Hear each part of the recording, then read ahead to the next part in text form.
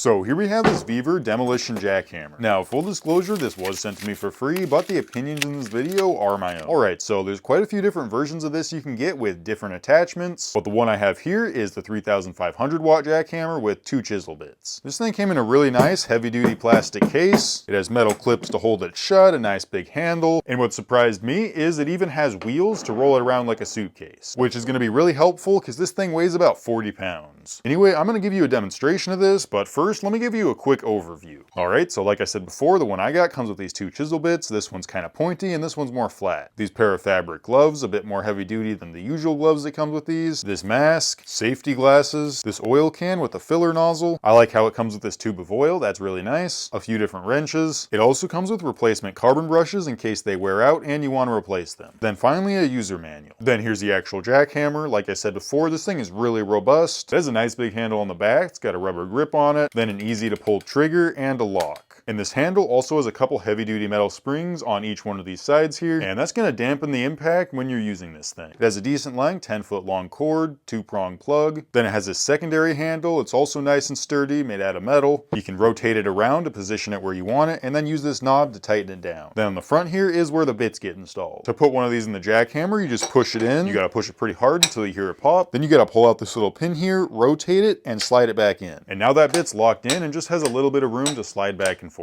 Then to get it out, you just pull that knob, twist it the other way, and then pull the bit out. Then on the bottom of the hammer here is the oil level. Takes that tube of oil from before, or 15W40. To fill it up, you're just going to unscrew it and pour it in. And then to check it, you're going to stand it up on end like that, and then make sure the oil level is at least 3 millimeters above this bottom portion of the window here. Alright, so I think that's about all you need to know. Let's go try this thing out. Alright, so I'm using it on this gravel here. This stuff was just packed down with the compactor, so it's pretty difficult to dig with a shovel, but this thing pierced through it really easily and broke it apart, which made it a lot easier to shovel out. The 2 separate handles are nice, they make it really easy to control, and the combination of the anti-vibration handle along with the weight of this thing made it so I really didn't feel any vibrations from it. Overall, it worked really well for what I needed it for. I definitely want to try this out on some concrete to see how well it breaks that up. It is a bit heavy, but that does help it dig better, and overall, I'm really happy with this Demolition jackhammer.